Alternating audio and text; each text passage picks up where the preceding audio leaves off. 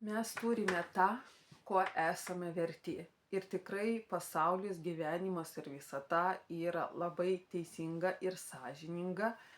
Ir kai, pavyzdžiui, žmogus sako, ne, tai yra neteisinga, nes, pavyzdžiui, ten darbdavys neįvertino mano darbų, arba ten jisai nemoka tiek pinigų, kiek esu vertas, tai pirmas dalykas reiškia, jūs neparodot, nepaaiškinat joms, tam darbdaviui, ko esat vertas, kokį indėlį nešat į įstaigą ir dėl to jisai tikrai jums nemokės, nes jeigu jūs tikrai jausit, kad jūs esat vertas, jeigu jūs jausitės pilnavertis kaip žmogus, kaip darbuotojas, tai jūs nueisit, pašnekėsit ir faktais motyvuosit darbdavį, kad jisai mokėtų jums.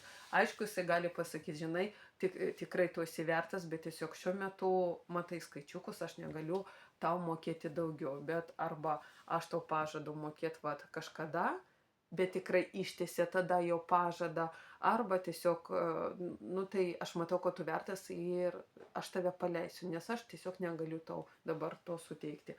Tai žmogus tikrai, kaip darbuotojas, jeigu jisai faktais parodo, kad jisai vertas, tai jisai tikrai gaus. Tada, pavyzdžiui, kad vaikai manęs nemyli, taip negerbė, jau suaugę vaikai neatvažiuoja, tai reiškia, jūs taip ir užsitarnavot, reiškia, jūs taip auklėjot vaikus, parodėt savo pavyzdžių ir kažkur buvo būtent jūsų kažkokie veiksmai, kodėl būtent vaikai taip susiformavo, kodėl jie nenori jūsų matyti, kodėl jie nenori pas jūs važiuoti, kodėl jie aplamai bėga nedažnai į kitą valstybę tam, kad būtų kuo toliau nuo jūsų. Tai yra rezultatas būtent jūsų auklėjimo. Santykiuose, pavyzdžiui, moteris, aš jį mylėjau, aš viską dariau dėl jo, aš viską dariau jam, o jisai, toks niekšas, jisai man nieko nedavė ir dar, kaip sakom, prie skyrybų dar pusę mano ten kažką paėmė. Tai vėlgi čia yra jūsų būtent rezultatas. Kodėl jūs antiek nemylit savęs, antiek negerbėt savęs, kad jūs gyvenat jo gyvenimą ir tik dėl jo. O kur buvot jūs?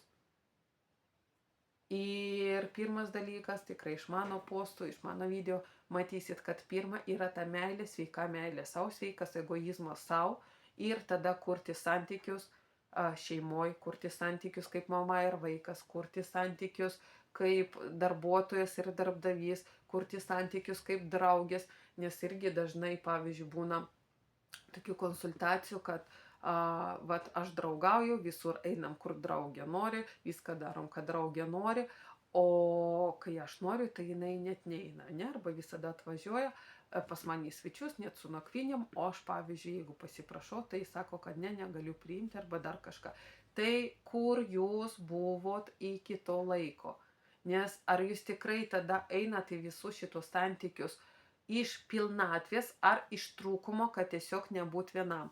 Nes baimė būti vienam yra viena iš didžiausių baimių kiekvieno žmogaus, nes vienatvės baimė jinai asocijuojasi su mirties baimė. Nes iš istorijos taip susiformavo, kad anksčiau buvo gentis, mažos tokios grupelės, bendruomenės kažkokios, kur jeigu tu netitinki normų, būtent taisyklių gyvenimo kažkokiu, tai čia kaip yra tos socialinės normos, kaip ir dabar šiais laikais tikrai yra, tai jeigu tu nesilaikai, tave išvaro iš bendruomenės, už bendruomenės ribų ir reiškia, tu vienas laukinį gamtoj, tu nebeišgyvensi, taip, nes tu negalėsi ir pasodinti, ir vaikų užauginti, arba, pavyzdžiui, tu išgyvensi, bet viskas, tavo pratęsimo giminės nėra.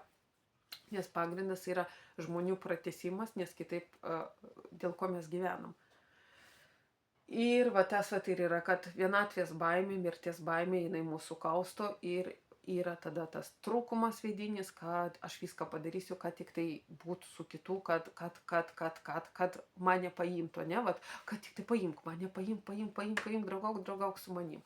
Tai jūsų reikalas, kaip sakoma, jūsų gyvenimas, jūsų pasirinkimas, ką jūs rinksitės. Tai jeigu jūs visgi, kaip aš sakau, kad sakot, kad neteisingas, tai tikrai pasižiūrėkit, ar tikrai yra neteisingas, kur buvo kažkokios, kad jūs kažką darėte iš trūkumo arba iš reikalavimo, ne iš meilės, ir tada matysit, kad tikrai visata yra labai sąžininga ir teisinga.